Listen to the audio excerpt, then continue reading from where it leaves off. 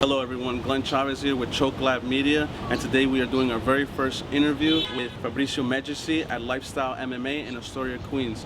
For those who don't know who he is one of the most elite referees in the IBJJF world and has refereed some of the most exciting and exhilarating matches, and today we'll get to ask him about it. So let's get to it.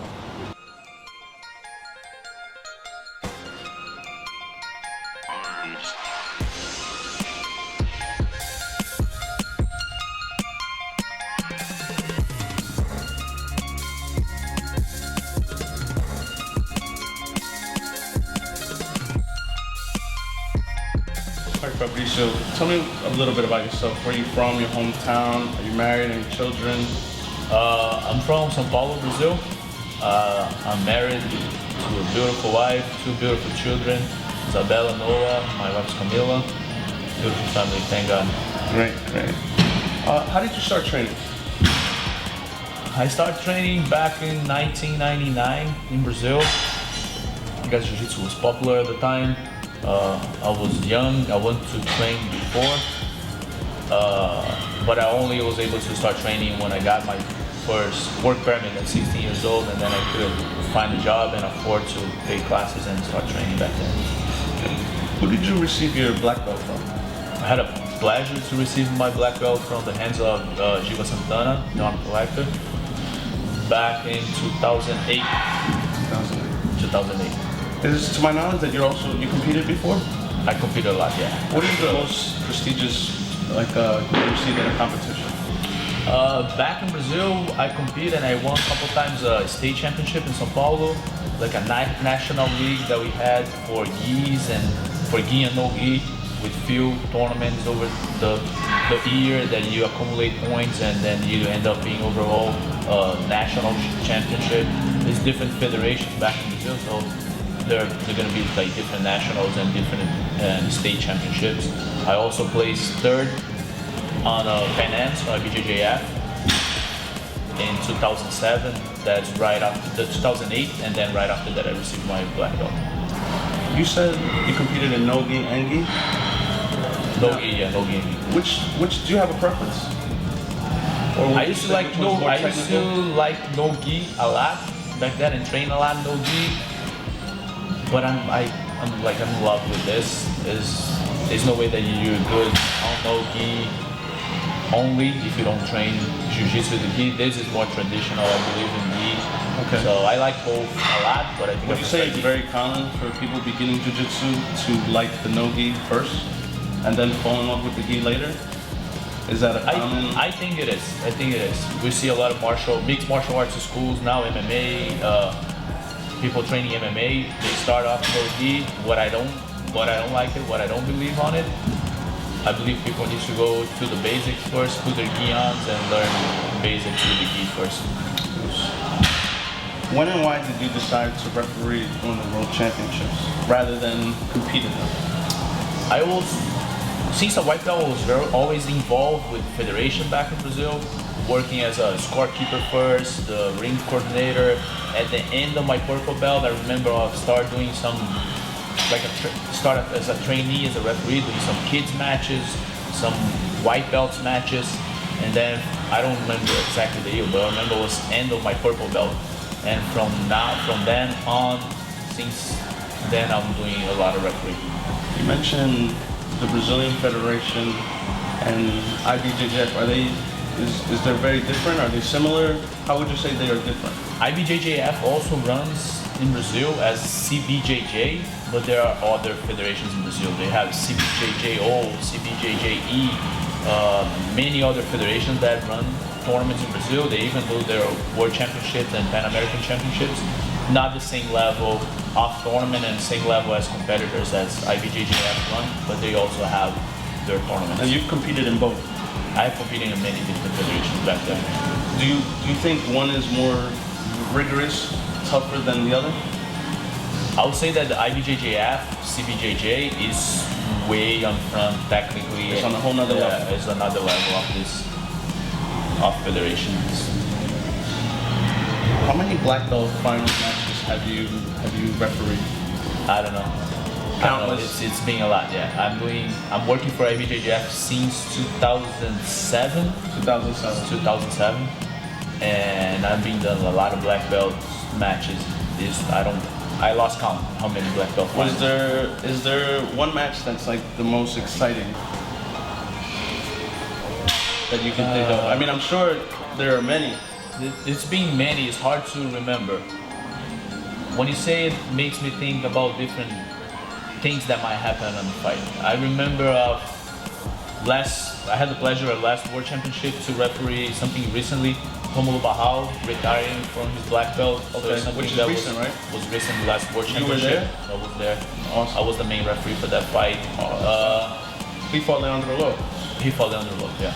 He lost to Leandro and he retired off the competitions on the black belt.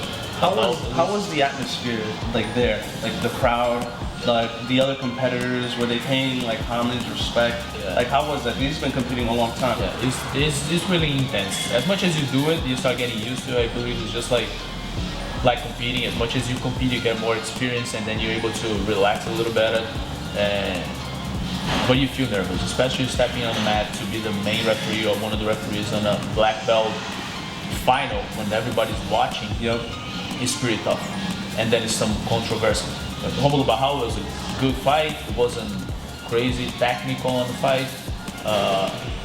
There were some matches that are controversial. I was referee also on Guilherme Mendes and the Miao, Paulo Miao, I believe. Yeah. Paulo João. What was very controversial calls on the fight. So it's not easy. What do you do in that moment? I mean, you just when you go in refereeing, you just like put a certain like attitude on, or like I have to do like you're looking at things objectively, you know, because none of them are your teammates. Yes, we always I hear that a lot. Why you guys look so mean when you referee? Why you so serious? And then you sit down and relax and we're talking and you're like a different person. I believe like when we step on a mat to referee, you gotta be serious. You're not gonna show emotion. You try not to be emotional towards the fight, even if it's like really intense. We have a really good and strong group of referees. We're always studying. It's not just one weekend thing that we go there and we referee that weekend and we forget about it. We have discussions that we're studying the rules every single day on the internet, WhatsApp, and chats that we're discussing and reviewing calls and trying to instruct better the referees. But that moment when you step into referee, I gotta shut it off everything. It's no teams. There's no I like this guy, I don't like this guy. I don't have personal problems or with none of the competitors. Sometimes they get a little upset, but we understand it's emotional. Mm-hmm. We talk after the fight, and it's all good. It's professional. We try to be really professional. Talking about emotion, or like as someone who trains jiu-jitsu, or seeing these top level guys execute certain moves, like do you like try to like pick it up or like analyze it, or like how is that experience? Like wow, I never even seen that before. The creativity, you know, jiu-jitsu is that ever evolving, like you can never catch it. So like when you see these, or like wow, how did he execute that? Do you try to keep that emotion inside, or like you just look at it like wow, like how did that even happen? One of the reasons that I go to tournaments to referee, of course, is because I like refereeing. You're not gonna referee if you don't like to referee. There's a lot of pressure. Okay.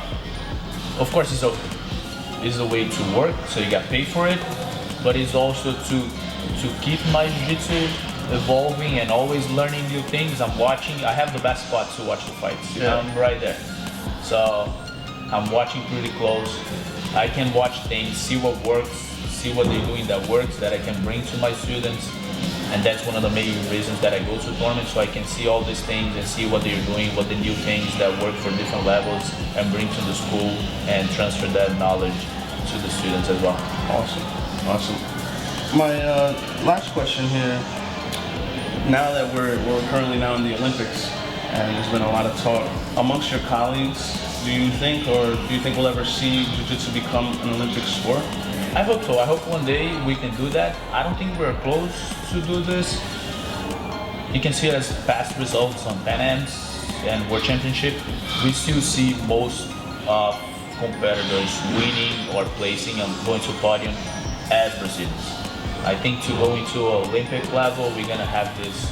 We need to have the jiu-jitsu spread out through the world, and have more competitors placing or more people going to the podium from different nationalities, so it will be more fair. And I don't think we're far from there. Okay. You see a lot of Americans or people from Europe or different countries placing as a purple belt level, as a brown belt.